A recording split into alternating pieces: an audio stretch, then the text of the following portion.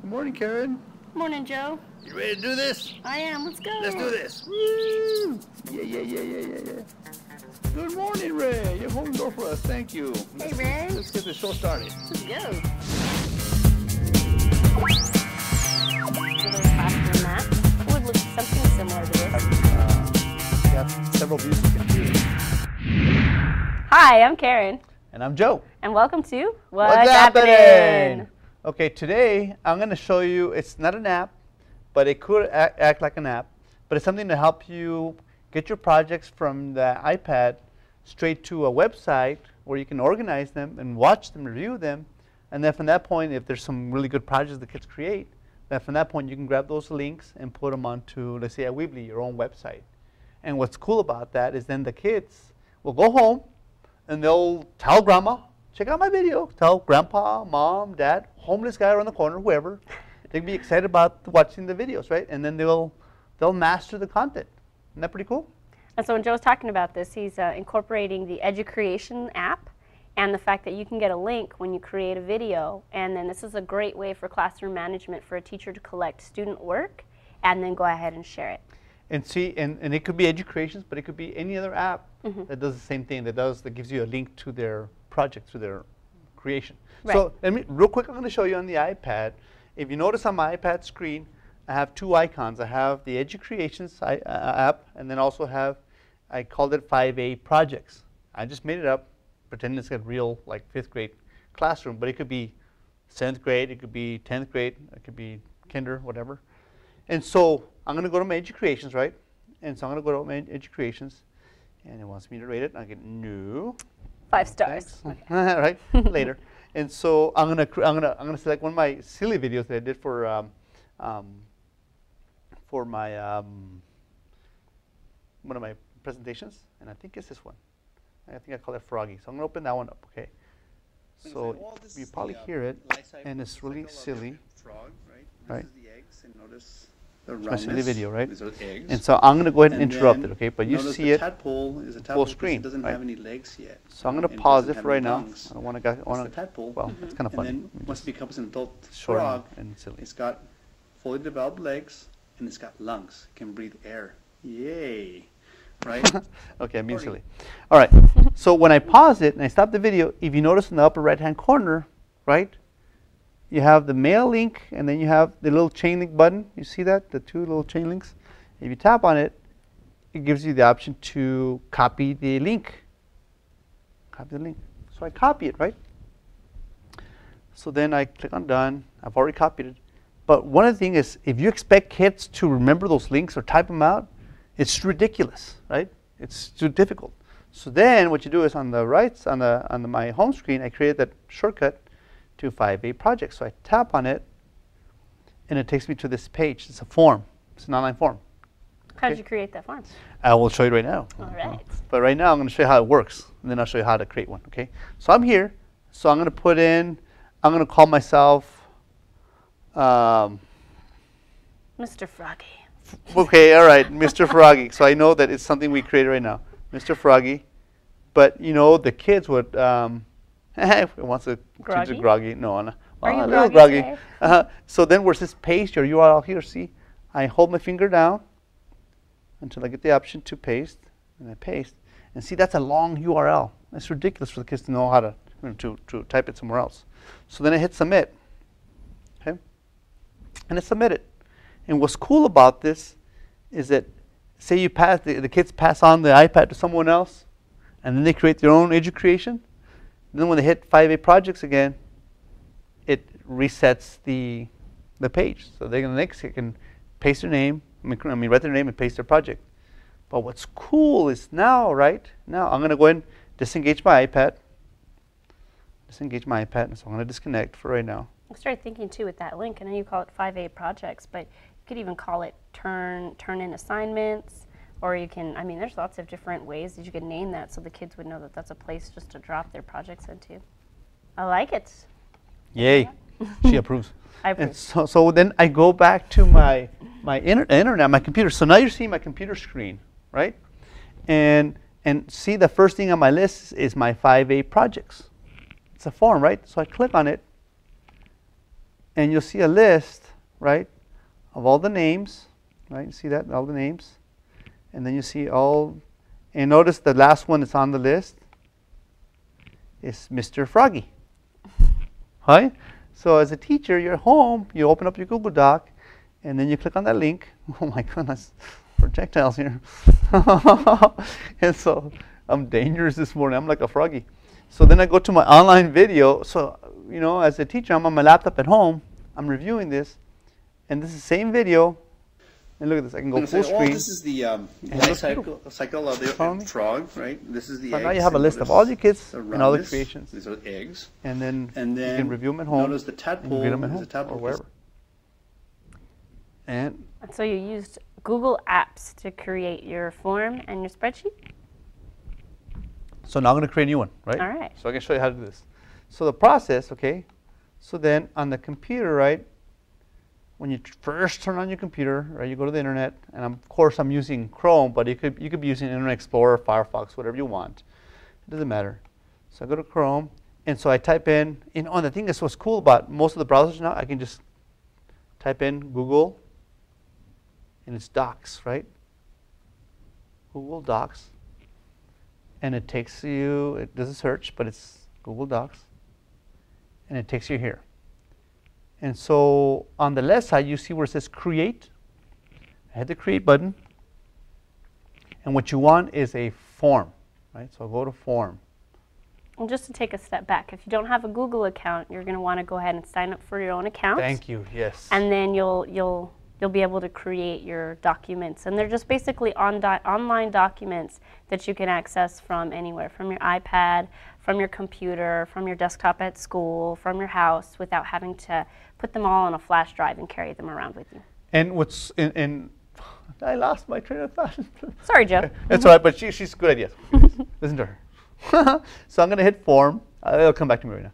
So I hit Form, and because that's what you want, Form.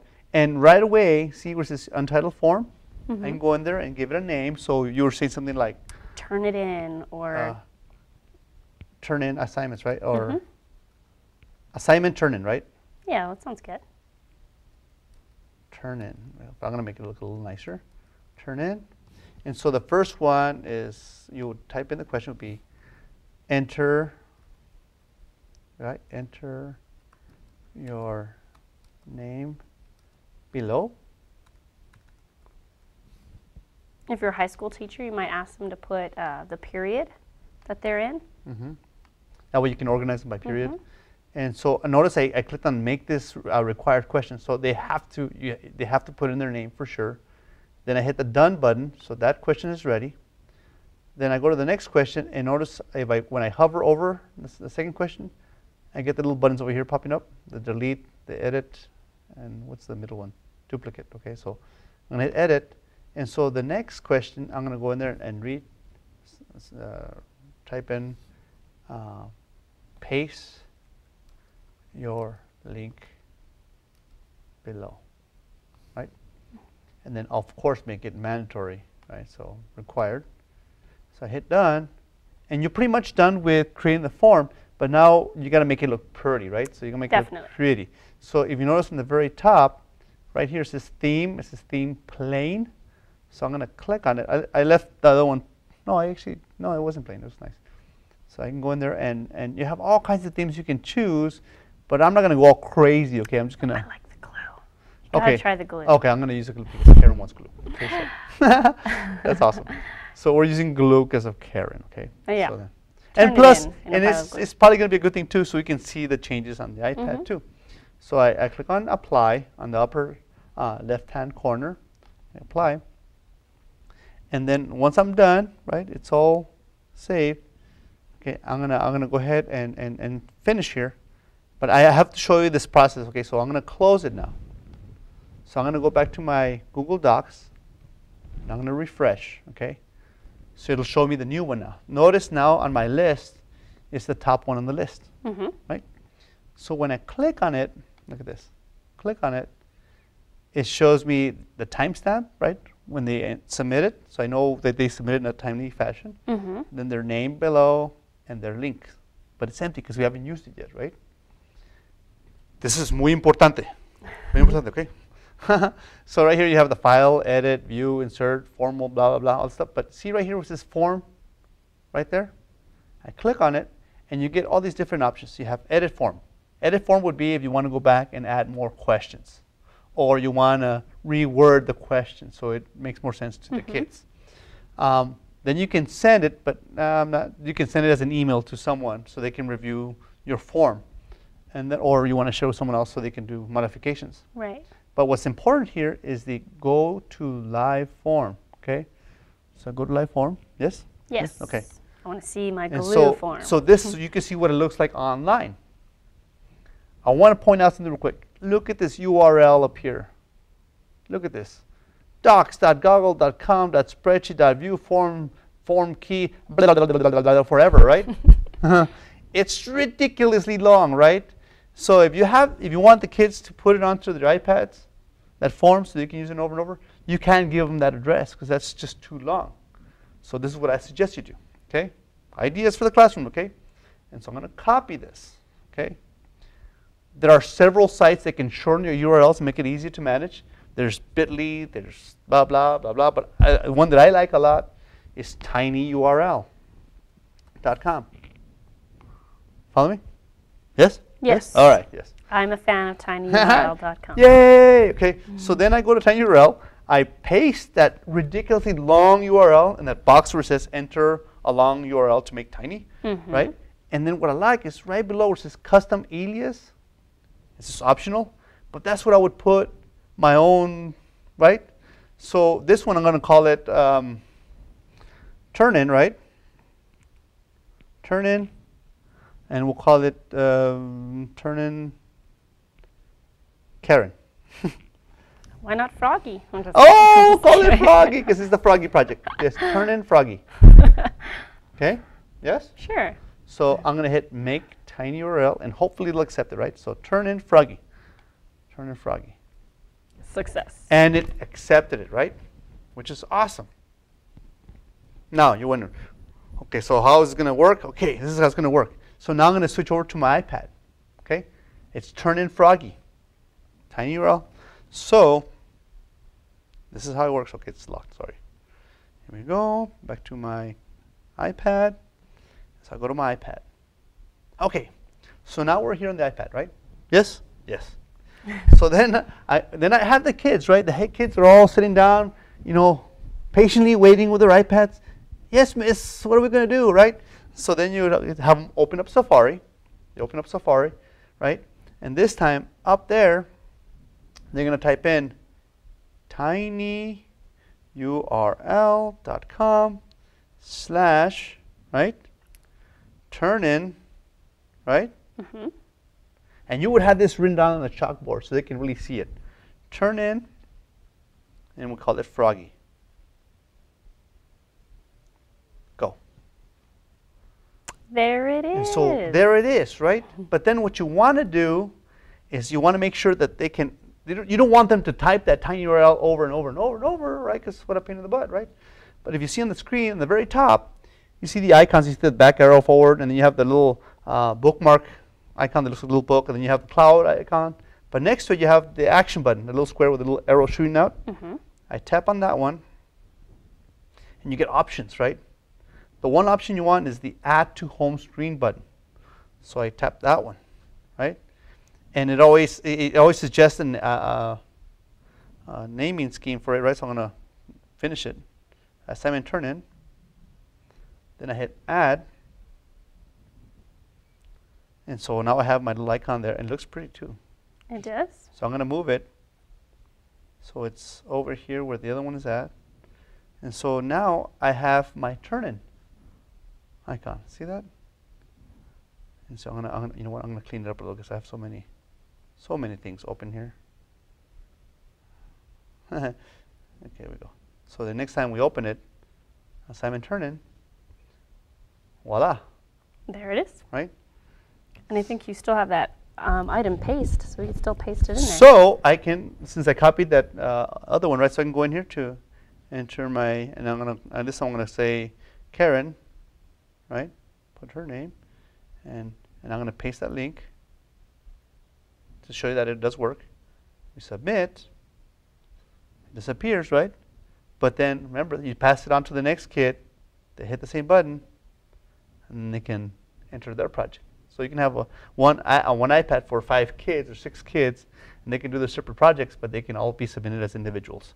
Mm-hmm. So then I disconnect from here just to prove to you that it does work, right?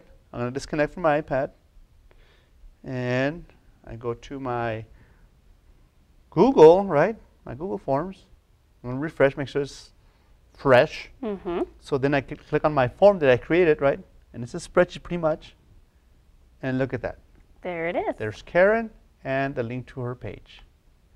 And if you like the video so much, then you can go to Weebly, copy it from here, and then paste it on your website, and then the kids can watch it at home. That's true. Yay, right? So what do you guys think? I like it. I like it. A little Great trick way to to save share. you some time, and so you can quickly put projects in the web. So, and that's all I've got. Well, I want to share real quickly, just some extra ideas if that's okay.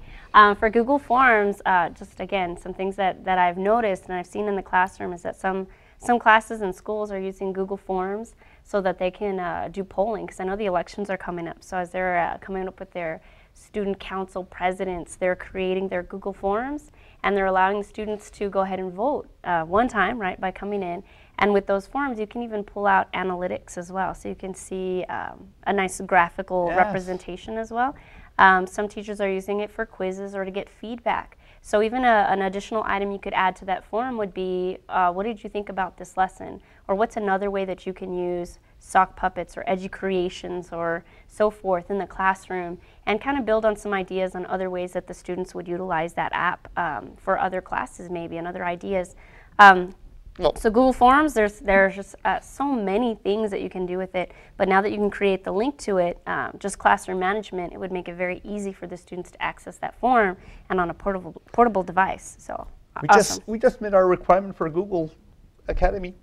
But anyway, if you want to get a hold of us, right? If you have questions about Google and you want to use it in your classroom or whatever, go to our the TV Studios Facebook page. Right, so you go to Facebook, go to EPIC TV Studio, and then you can make a comment there, or you can also go to our YouTube. Yeah, the EPIC TV Studio YouTube channel. So you just type in EPIC TV Studio, and you'll find the YouTube channel, and all the videos are there. And somewhere in the videos, you can actually leave a comment, and you want to get a hold of us, blah blah, and we'll find you, and we'll help you out. Thanks for joining us today. Thank you.